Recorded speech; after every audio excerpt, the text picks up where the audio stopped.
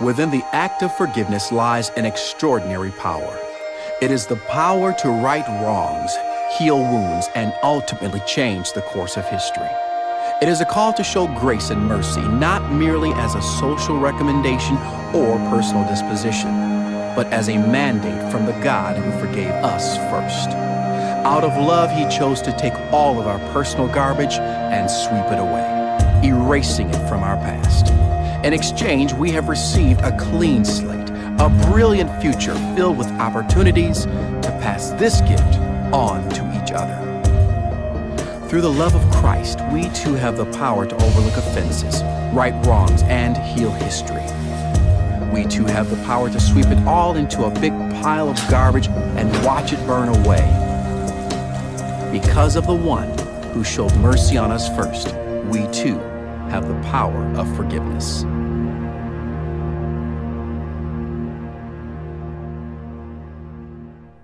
I want to talk about forgiveness and health. And so I'm going to do it in a couple of parts today. Tomorrow we're going to talk about how to forgive. Today we're going to talk about why forgive and what benefits we can receive from forgiveness.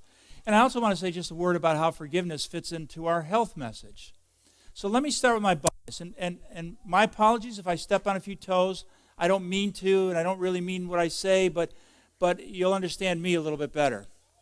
So I have never been enamored with our health work. I was a pastor, and anytime we'd have a cooking demonstration or something, people would come out of the woodwork, and they would all come with their theory about how things should be done, and everybody had an idea. And so here's my image of sitting down at a potluck with a bunch of people who have the health message behind them. And understand this in the context of any church, so it's not just the Adventist church, but any church that tries sincerely to follow God's word always runs the risk of translating God's law into behaviors as opposed to into relationship. And as soon as you translate into behaviors, it works really well if the behaviors are gradated. So there's a little bit of difference between each behavior.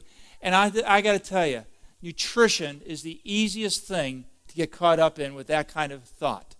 So I sit down to eat, and I look over next to me, because most people when they're eating, they're watching what everyone else is eating, right? So I sit down, I look next to me what they're eating, and he's eating chicken. And I go, oh, I feel so good I'm a vegetarian. I am so much better than that person. Thank God that I don't eat chicken. And so I'm all of a sudden now 2 steps closer to heaven than that person.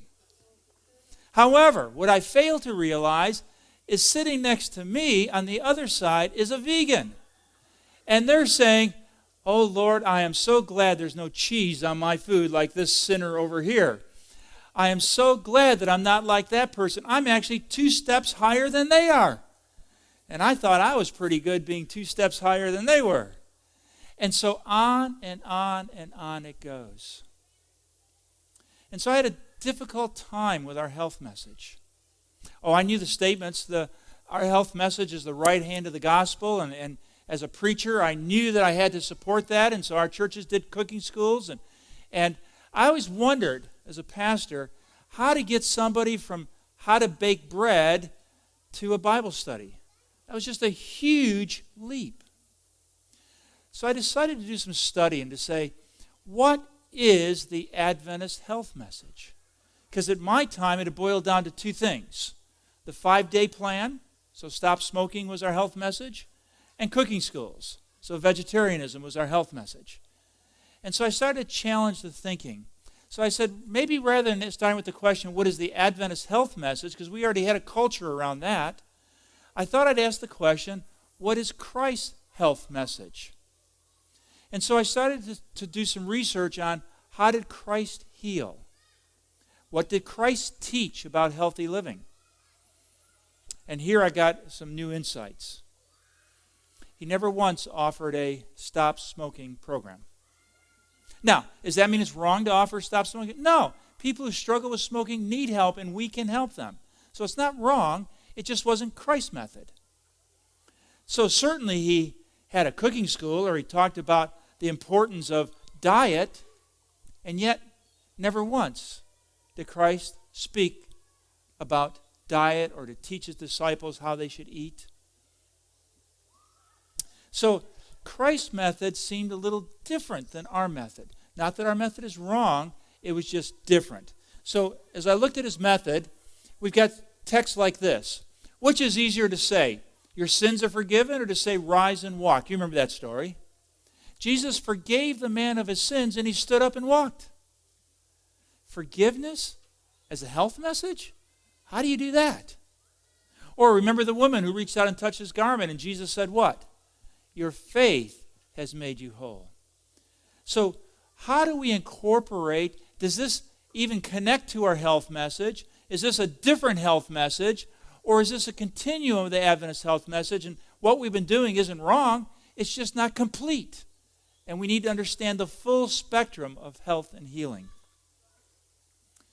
So, the question, forgiveness or vegetables? Which is the Adventist health message?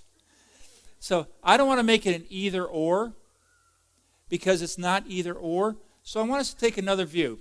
I'm sorry, this isn't good. These are Ellen White quotes. So I want to show you how Ellen White viewed the health message.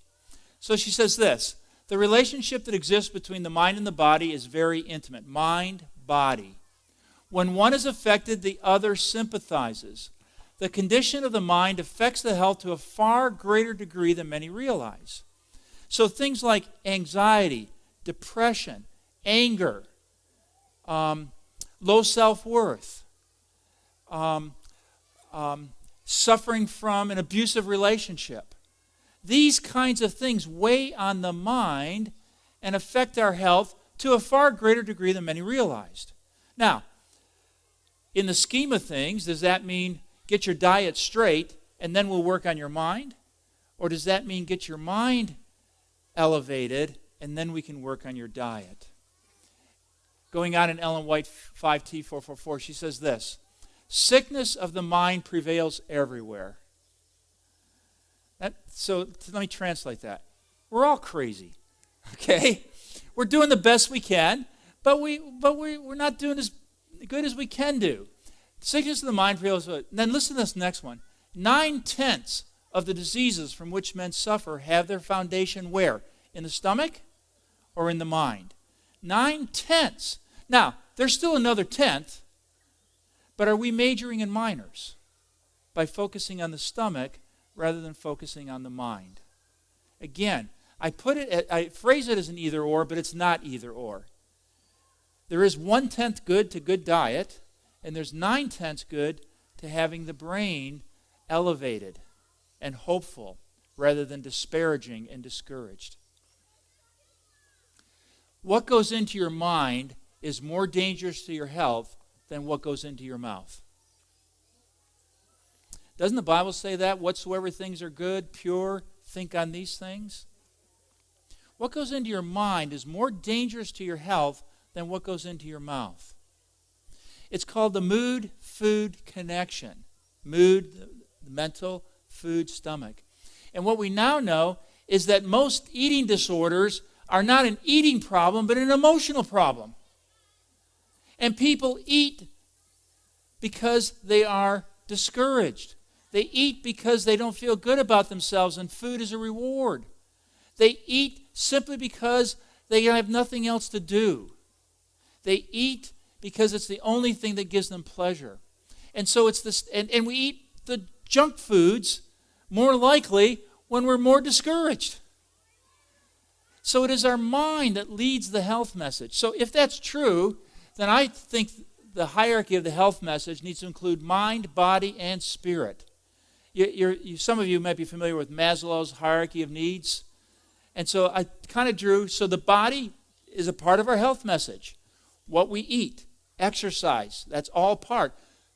But that's kind of the base. We got to build on that to the higher things. And so the mental, the two strongest mental benefits is hope and love. Let me just mention something about love. So in the United States, the U.S. Surgeon General declared in the 60s that smoking is dangerous to your health. That was based on a large study, and they required every tobacco company to put on every pack of cigarettes, warning, smoking is dangerous to your health. I went back and looked at that study about 10 years ago, and read through it carefully, and you know what else that study said? if you are happily married versus unhappily married, separated, or divorced, if you are happily married, it's actually more protective to your health than smoking. So that the studies actually showed that people who were happily married and smoked were healthier than people who were in a miserable relationship and didn't smoke. That's in the study. And yet I don't see any warning, unhappy relationships are dangerous to your health. But they are. Think about it. If you're in a terrible relationship, your health suffers. Your diet suffers. You don't eat right. You don't think right. You don't exercise right. Nothing's right. And then if you elevate it to the Spirit, the two spiritual principles Christ used to heal were faith and forgiveness. And so today I'm not going to talk about all of this. There's studies on each one. I'm going to focus on forgiveness as the Adventist health message.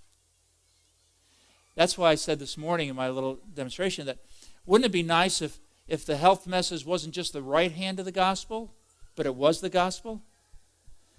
And so I did research at Florida Hospital to demonstrate whether forgiveness can reverse heart disease. So I want to share with you just briefly that study, and then I want to get into talking about forgiveness. Oh, I also want to say that CHIP, which is a Adventist Health Message dietary program, so you'd think I'd be against CHIP because I just told you I'm not comfortable with all the people that sit around and stare more at what everyone else eats than they do at their own food. And yet CHIP has added forgiveness as one of the elements of the CHIP program. They've also added other elements of whole person health. And so CHIP is really kind of on the cutting edge of really developing the Adventist health message, reinventing it, if you will. And so to the leaders of CHIP who had that vision, well done. So forgiveness, it's 3 building blocks. Number 1, anger kills. Do you know that Duke University, Dr. Redford Williams, wrote a book entitled Anger Kills, in which he did studies that demonstrated that anger is a higher risk factor for heart disease than his cholesterol level. Can I say that one more time? Anger is a higher predictor of heart disease than his cholesterol level. Now, does that mean cholesterol level is irrelevant? No. Cholesterol level is a predictor, but anger is a stronger predictor. So, how did he come to that conclusion? Let me just share with you briefly one study. So he went back to the University of North Carolina and pulled out the records of the medical students that graduated 25 years ago. And he specifically looked at their MMPI, which is a psychological profile, and there's a subscale on that called the HO scale, which is an anger scale. And he took the about 500 graduates and ranked ordered them from the highest anger score to the lowest, all 500, and then drew a line in the middle. So there was 250 that were above average and 250 below average on anger score alone. Now, this was a test they took when they were in medical school 25 years ago. And then he sent out a questionnaire asking them about their health and various markers of health. And you know what he discovered? That people in the top half of that anger score were 10 times more likely to have a cardiac event than the people in the bottom half of that score, irregardless of lifestyle.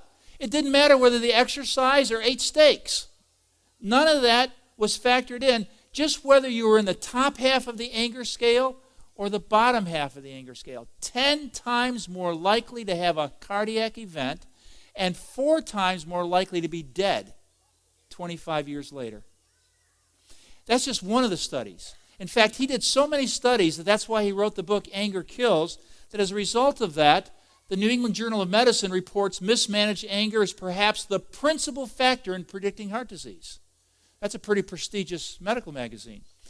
The American Heart Association states that people who cannot control their anger double their risk of heart disease. So if we want to help people with heart disease, what's the most important thing we can do? Help them reduce their anger. So my study, based on 3 principles. The first principle is that anger kills. The second principle is that forgiveness can reduce our anger, hostility, resentment, the hurt feelings about what someone else has done unfairly to me. And can I tell you something? It's a secret. Everybody has hurt feelings. Everybody has been hurt by somebody. And it hurts, and it runs deep, and it's hard to forget, and it is hard to forgive. I wish I could tell you this was a problem in the world. It's a problem in the church. It is a problem in the world. It's a problem everywhere two or more gather together. Somebody is going to do something that offends someone else. Even in the marriage. I like to say, as good as I am, my wife gets upset at me once in a while. And with good reason, okay? Because I do what I want to do. And she does what she wants to do. And most of the time, that's pretty much aligned. We can do it together. But sometimes, I don't want to do what she wants to do. And so in my magnificent caring for her, I go out and do what I want to do. And she feels like she's not important. I didn't consider her. And she's hurt. And I come home at night just having a fun day, and she's upset at me. And then she says these famous words, "Let's talk." And I shake in my boots. No, not the talk. Can we just go out and go for a walk? Can we go buy anything but talking? And what does she do? She unloads all of the things that I've ever done wrong and comes to a conclusion that she's wondering if I even love her. We get hurt because we all do what we want to do, and sometimes that hurts someone else. I've seen churches split because half the church wants to do this and the other church half wants to do that. Churches don't blow up over theological differences. They blow up over relational differences that get expressed theologically. It's the relationship that goes first, and the theology becomes the justification for that difference. Now, you can split it the other way and say the theology creates the broken relationship. But I always think that relationship is of a higher value than behavior or thought.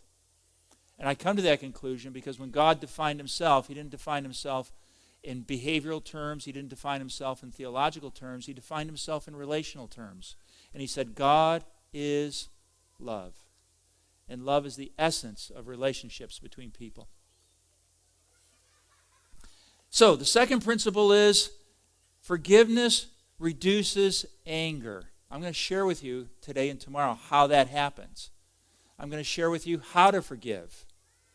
Because most of us have been to church and we've heard sermons over and over again that we should forgive. Most of us have tried to forgive. But what happens when it doesn't work? What happens when you say the words, "I forgive you," but the feeling doesn't go away? What happens when you try to be forgiving, but the hurt lingers and continues to tear at the heart? Does that mean you didn't forgive? Does that mean you did it wrong? Does that mean, what does that mean? So we're going to discuss that. And the third building block of my study, so the first one, anger kills. The second one, forgiveness reduces anger. And the third building block is that as a result, blood pressure is reduced. And so I had people in my study with stage 1 hypertension. They were diagnosed with their doctor. They had high blood pressure. And they've had it chronically, which means they've had it for more than 6 months. And it's not come down through diet or exercise, or they fail to diet and exercise, and they continue to have high blood pressure, which is dangerous and can lead to heart disease and even death. So they need to start taking blood pressure-lowering medications. And so we invited these people as an alternative to join the Forgive to Live seminar. And for 8 weeks, we taught them how to forgive. Now, these weren't religious people. These weren't people from church. These were people across the spectrum of society that were simply visiting their doctor's office, and he says, I got an option for you. If you're not ready to take the medication yet, try this program. And then when they signed up for the program, we divided them into 2 groups, a control group and an intervention group. The control group simply monitored blood pressure. The intervention group monitored blood pressure and took an 8-week program in forgiveness. And then we also gave them each a pre and a post anger test, standard psychological anger expression inventory. And as a result of that, the control group. They got no training, nothing except monitoring their blood pressure. What do you suppose happened to them 8 weeks later? Do you think their anger scores dropped? Nope, they were the same. Do you think their blood pressure dropped? Nope, it was the same. What about the intervention group? They got 8 weeks of training in how to forgive. Do you think their anger scores dropped?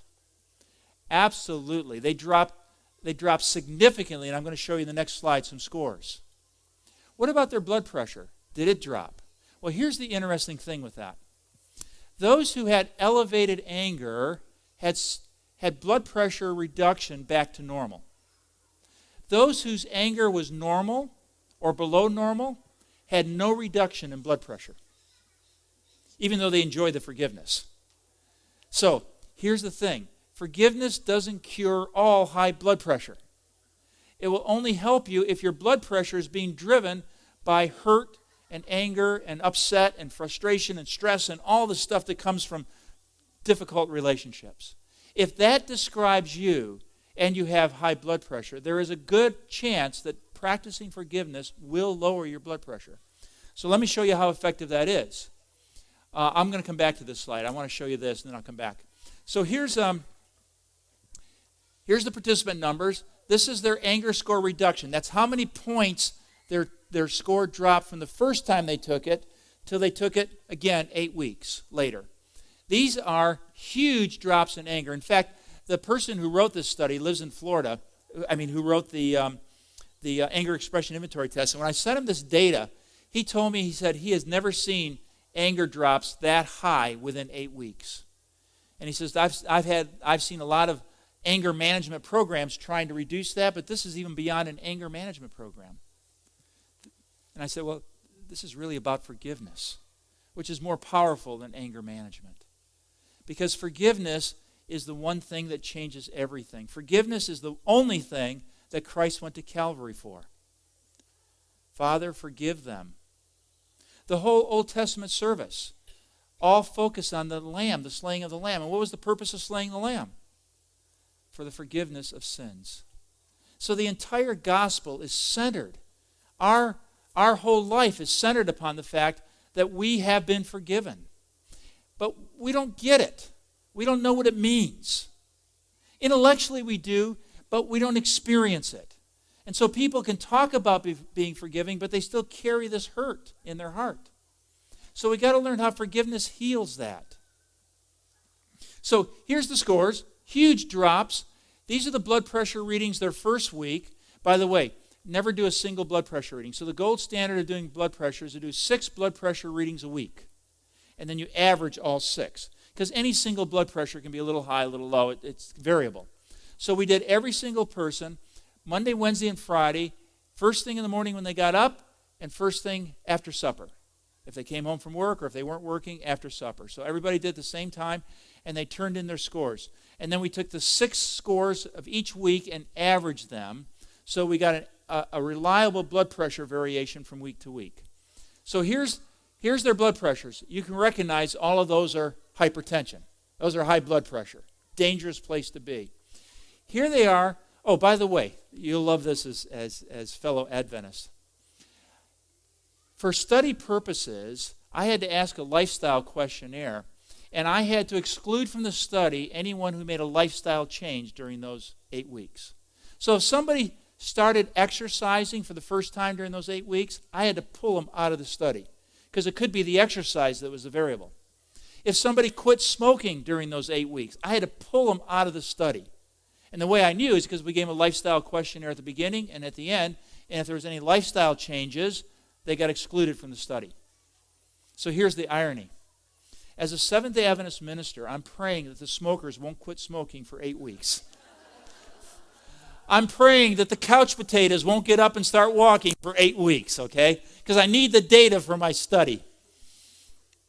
So the only variable was whether they practiced forgiveness or not. And here's the blood pressure readings 8 weeks later. Look at the difference. Look at the difference. No lifestyle changes, simply practicing forgiveness, reversing a disease. No wonder Christ used forgiveness as his healing tool. because it works. And I'm just doing forgiveness at a very shallow level. When Christ did forgiveness, it was deep.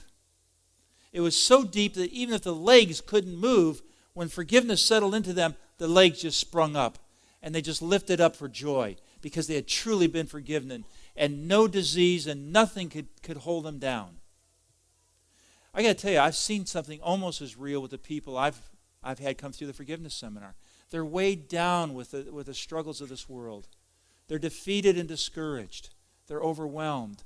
They're in a lousy marriage and their kids are acting up and the church members don't call them anymore and they don't go to church anymore because nothing works for them. And you can almost see the weight hanging on them as they inch through life, bent over. And when they discovered forgiveness and practiced forgiveness, you see the lifting of their shoulders. So I can understand how Christ used forgiveness to help the man walk. What was he weighed down with? He was weighed down with sin. And Jesus said, your sins are forgiven, and he lifted right up. You too can be lifted up if you practice forgiveness. So I want to come back to this. I want to explain mechanisms. So people say, I don't get how forgiveness can reverse heart disease. I just don't get it. So I want to explain it, okay? Here's what happens. Your mind and your body are wired together. They are absolutely wired. So what goes on in here affects what goes on here. How does that work? Well, at the base of your skull is your endocrine system, and different hormones are released into your bloodstream. Those hormones are released based upon your emotional state. So we actually did research with people, with actors, and we told actors to act different emotions, act happy, act angry. And in order for actors to do a good job at that, they have to think that way. They have to feel the part. So they become really happy, or they become really upset. That's why it comes across so good on the TV. What we discovered was when they played out a part and we drew their blood, there was different hormones in the blood in different concentrations. So we could literally, without knowing the person, without ever seeing the person, look at their blood and say, at the time we drew this blood, this person was happy. At the time we drew this person's blood, this person was upset. At the time we drew, and we could literally tell their emotional state, having never met them, never seen them, by reading their blood chemistry. Your mind is powerfully influencing your body. Remember what Ellen White said? Most of the diseases have their origin here because your body is pumping chemicals and hormones into your bloodstream that's affecting your health just by what you're thinking. I'll give you a quick illustration on that. Have you ever woken from a sleep and all of a sudden you felt like something was wrong? Maybe a bear was chasing you, or a classic one is my car's going over the edge of the cliff and I'm falling and I'm afraid I'm going to die. Whatever it is, you're having this nightmare and you wake up and you're sweaty and your heart's racing and you're focusing your eyes and all of a sudden you realize that what? You were asleep. Nothing really happened. But your body was reacting as if that was happening because it was happening in your mind. That's mind-body. So when you're upset, this is what happens in your body, literally. And it'll happen every time, guaranteed. So heart rate increases, making the heart work harder because your anger releases cortisol into your bloodstream. When you get angry, I will guarantee you 100% without question that if I draw your blood, I will find elevated cortisol levels. Guaranteed. Okay? Now, that can be a good thing because that cortisol gives me energy to do something. So when something's upsetting me, I can act. The problem is most of us don't act. We just sit there and think about it. I'll get back at them. I know how I'll get them. We just think about it. So consequently, nothing's happening, but these chemicals are rushing through your body. And what do? Heart rate increases. The heart's going faster because it's preparing you to do something even though you're not doing anything. Muscles tense as they prepare to fight and flight. Well, what happens when your muscles tense? Well, what goes through your muscles? Arteries and blood veins, right? When your muscles tense, what does it do? It constricts those. It pushes against them. It makes the opening smaller. So remember basic physics? When you want to push the same amount of fluid through a smaller hole, how do you do it? You increase the pressure. So what happens to blood pressure? It goes up. All right? And of course, when it goes up, it creates tremendous strain on the tiny little capillaries, actually causing them to tear as they stretch violently. Little tears. No worry, your body knows how to fix that because it's already drawn more fat into it's released fat into your bloodstream because fat is quick energy, and it's released that. However, you don't use up all that energy. Why? Because you're not doing anything. You're just sitting there getting upset. So the fat doesn't get burnt because there's no reason for it. So it goes through your liver, and there it gets converted into cholesterol.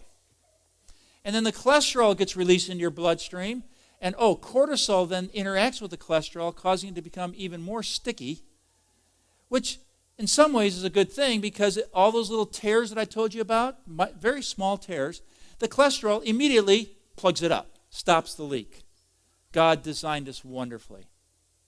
The problem is not getting angry. The problem is staying angry.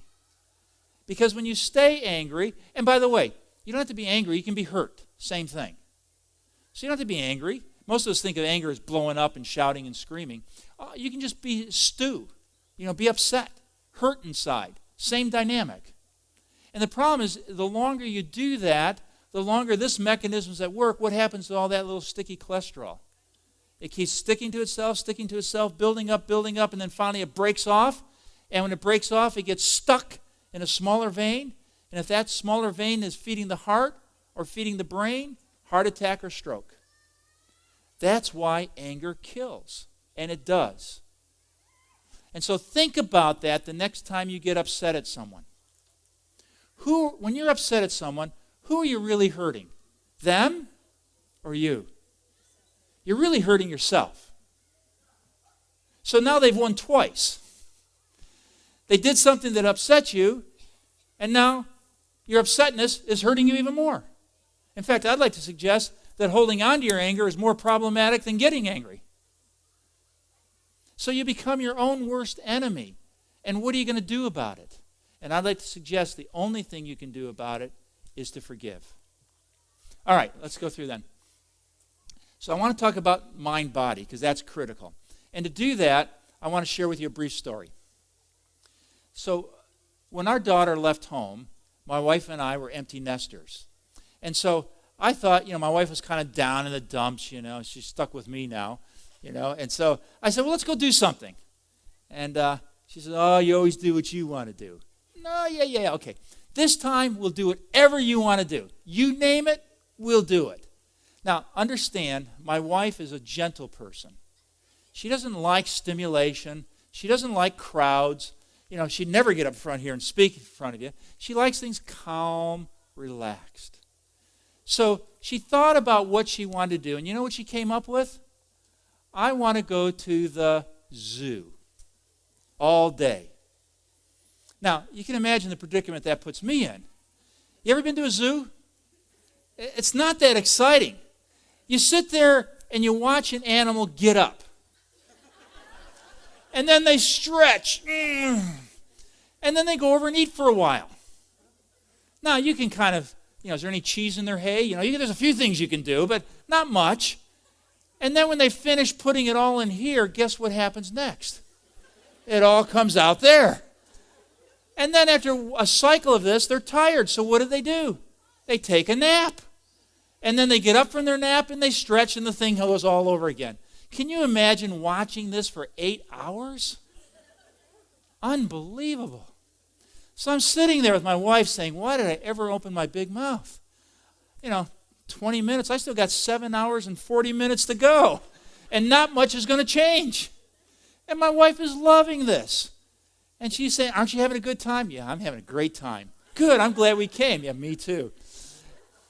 So we went to a place called Busch Gardens in Tampa, Florida. And it's a zoo. But you know what else it is? It's an amusement park. I didn't know that. And so I'm standing there next to the zebras with an eye out to the roller coasters. And I'm thinking, now understand, my wife has never been on a roller coaster. I told you she likes things calm. Never. My daughter and I used to do the roller coasters, and my wife would sit and she'd be happy watching us. And we get off, whee! My wife says, great, I'm glad you had a good time. Now let's go watch the animals eat. And But now there's no daughter. And I don't really want to go on the roller coaster ride by myself because, you might get some kid who's never been on it before and his stomach, he had too much cotton candy. And I just didn't want to go there. And besides, I promised my wife I'd spend the day with her. If I took off over there, I'd be in big trouble. So there's only one possible solution. I got to get her away from the animals and onto the roller coaster. So I don't know if I told you or not, but I have 2 degrees. I have a theology degree and I have a psychology degree. So I figured this is the case to use my psychology degree. So I start, talking to my wife about her depraved childhood and how she lacked sufficient stimulation to enjoy the finer things of life, and that, because of these inhibitions and simply challenging herself to do what she doesn't think she could do will help her to break these inhibitions and free her so that she could be a full-functioning adult like me. And so she says, she's not biting. So you soon learn that if this more sophisticated psychological methodology doesn't work, you go down to basics. And one of the most basic incentives in the animal kingdom is to feed something. That's how they get dogs to do things and monkeys and everything else. So I thought, all right. So I said to my wife just coincidentally, hey, would you like to have some lunch? I'm buying. We can have lunch right after we do the roller coaster ride. And she didn't bite. But so I upped the ante a little bit, offered her a new dress and offered her, whatever she wanted. Well, she didn't go on any of the bribes. She finally said, I'll tell you what, I'm getting sick of this. You promised to spend the day with me. Now you're being miserable. I'll tell you what, if I go on one coaster ride with you, will you shut up for the rest of the day? Well, she didn't know this, but growing up, I was ADD. So she thought that, I make a promise to do something for the rest of my life. That lasts 5 minutes, But anyhow, I promised for the rest of the day I wouldn't say anything if she came on a coaster ride. And she said she would. Understand, she's never been on one. So now I got to decide, how should I orient my wife to a roller coaster ride? Should I take her on the kiddie ride? They put the little kids on that drops 2 feet, goes, woo, oh, wow, that was exciting. Should I start her on that to get the feel for it? Or, I only get one roller coaster ride for the day. And there was this coaster that I kept eyeing called the Matumba, which was the biggest, baddest coaster in the park. When you sat on it, the floor drops out, so your feet are dangling. And then when you do loops, your feet are touching the sky, and then you come slamming down. And when you come down, it's not straight down. You do 2 loops like that. And then you don't only go down to the ground, you actually go under the ground and back up, shooting up into the sky with another double flip. This coaster was bad. Did I tell you I only had one coaster ride for the day? Yeah, okay, I did. All right. So with that said, I chose you got it, Matumba. So my wife and I are standing in line to get on this roller coaster. Big sign, because this is the most popular ride in the park. There's no lines to watch giraffes. But to get on this coaster, 45-minute wait. So we're standing there in line, 45 minutes doing this. And working our way. I happened to look over at my wife. I was shocked. Her face was flush, pale. I checked her pulse. I couldn't count that fast. I looked at her, and she was lightheaded. I thought she was going to faint right there. Why? Why was her body reacting like this when we weren't doing anything different than we've been doing all morning? We're standing with both feet on the ground kind of doing this. Why is her body going off the Richter scale? Any guesses? Because in her mind, that's where she is, up on the coaster, and it's scaring her half to death.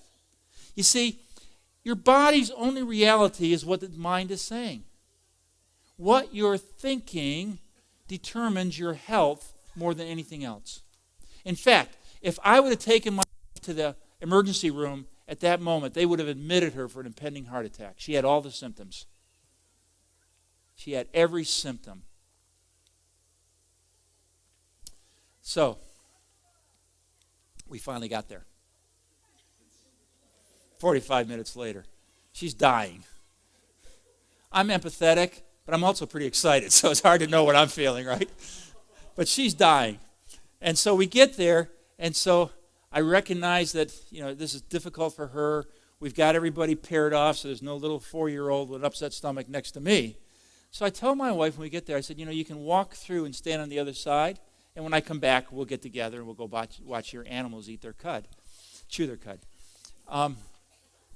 You know what she said to me? Oh, I told you my wife is gentle and kind. I probably didn't mention she can be stubborn once in a while. I don't say that about her, especially when she's not here, so you didn't hear that. And so she looked at me, she said, I told you I was going to ride this coaster. I'm going to ride this coaster. So she sits down, pulls the bar. I go, she's crazy. This is not the coaster to start on. And she says, I'm doing it. So understand that the first 20 seconds of a roller coaster ride is click, click, click, click. If you've ever been on one, click, click, click, click. Not much happens, right?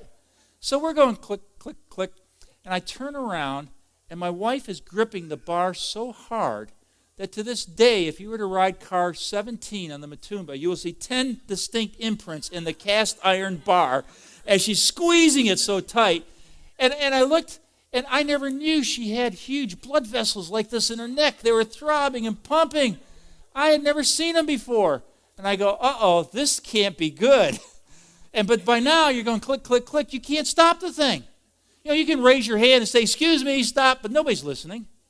They think when you're raising your hand, you're going, wee, And I may have been.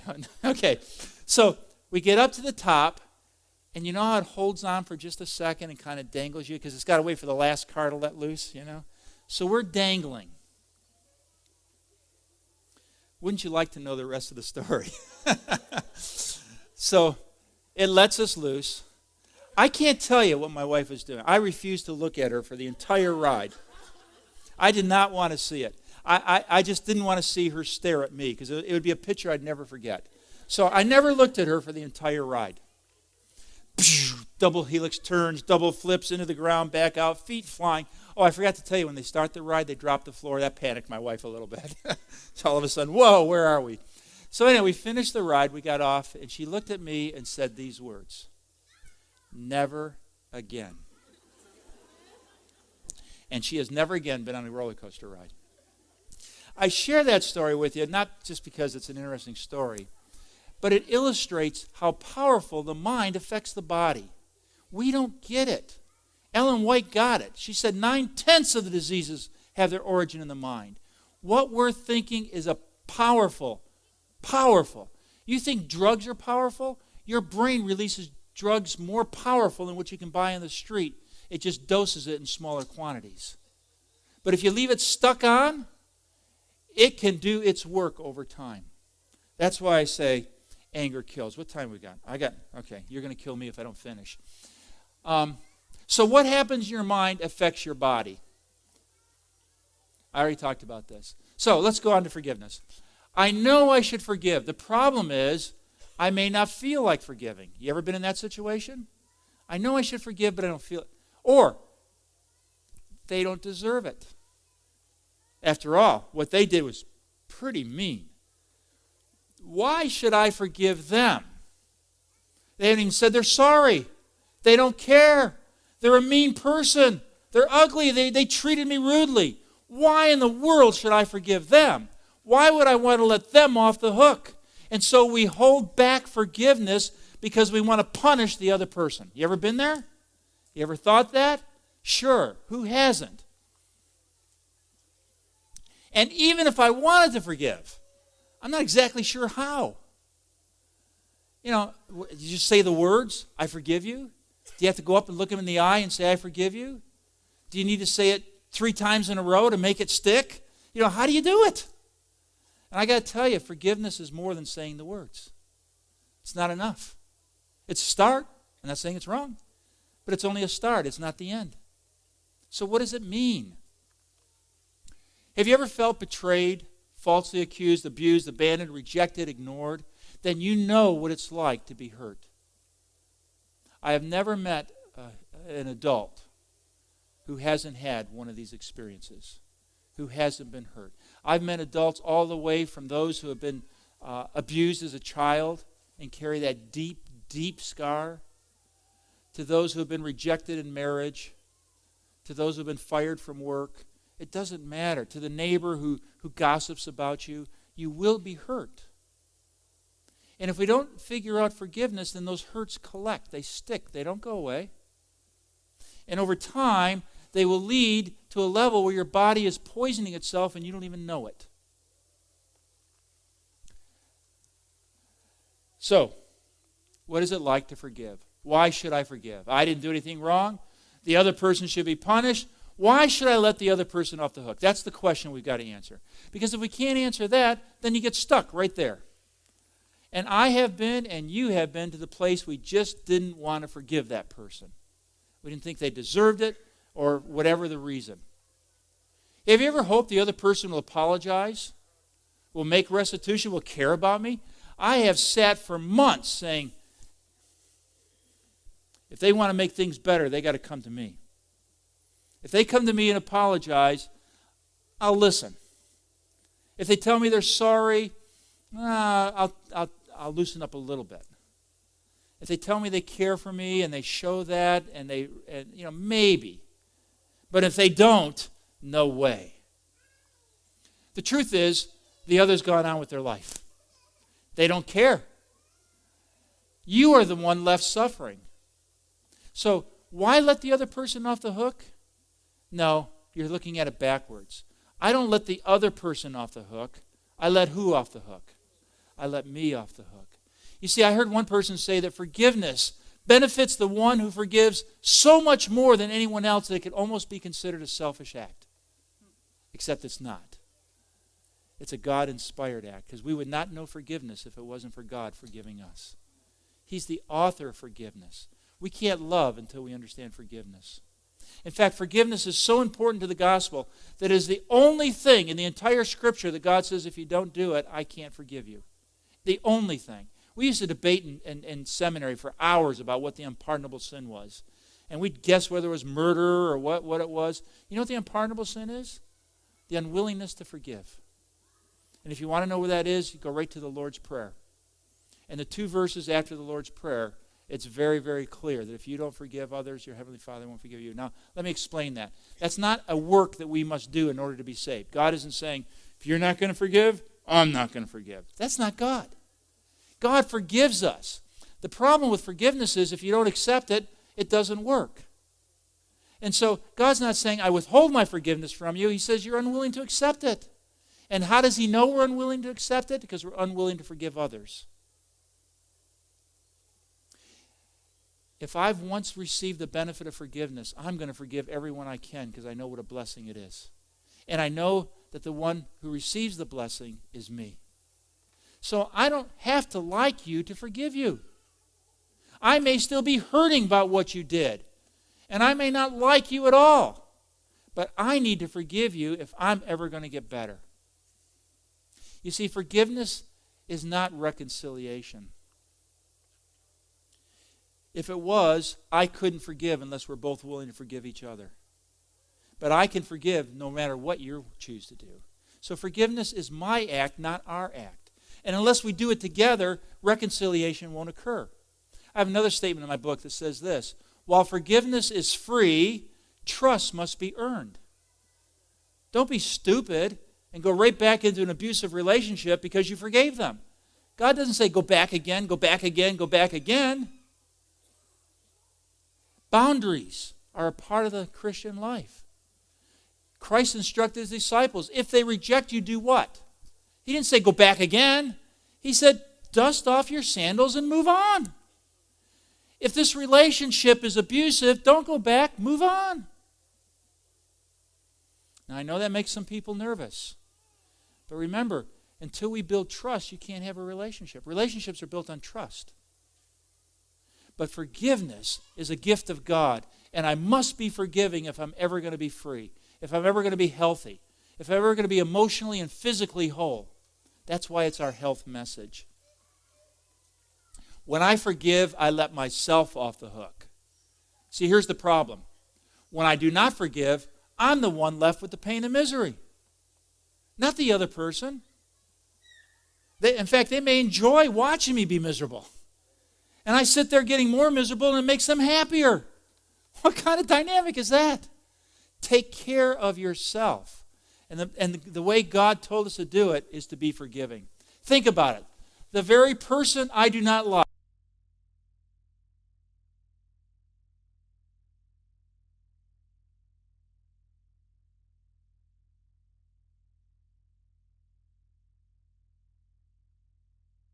handcuffing yourself to spend the day with the very person you don't like. How do I say that? Because when I talk to somebody who has somebody that it's hurt them in their background, guess what they want to talk about? They want to talk about what that person did to them. As a pastor, when I would visit church members' homes, they'd want to talk to me about brother so-and-so or sister so-and-so and what they did. They want to tell me that. Well, guess who's experiencing pain when that story's shared? Well, I am as the pastor. But they're experiencing the real pain. They're bringing it all back up again. And guess who they're thinking about? That person again. Have you ever found yourself thinking about a person you don't like? So you're carrying that person with you, and your body's reacting to that. Remember I told you, your body's only reality is what? What the mind is thinking. Your body responds not to who you are with, but who you are thinking about. No wonder you had a bad day. Look who you spent it with. And then there's another thing. Do you remember your mother telling you, be careful of the friends you hang out with because they're going to influence you? Well, you can hang out with someone in your mind. You don't have to physically be with them. The truth applies there too. And the more you think about that miserable person, guess what? The more miserable your life becomes. And when your life becomes miserable, guess who you're just like? You're like they are. You bet. Have you ever heard someone share a story so powerful that you thought it just happened last night, only to discover it happened 20 years ago? It's called a grievance story. It's a story of how someone else hurt me, and then I repeat it in my head over and over and over and over again. And every time I repeat it, my body goes through that experience again. You know, let me say this. You ever see someone that you just think is full of anger? They're always upset. You think, man, that person's just full of anger. Their whole life is miserable. Can I tell you something? You can't store anger. There's nowhere to store it. Do an autopsy. There's no anger pouch anywhere in the body. You don't store anger. What you store is memories. And every time that memory comes back, the feeling associated with it comes back. So if you're angry all the time, it's not the anger that's the problem, it's the memory and what you're thinking about.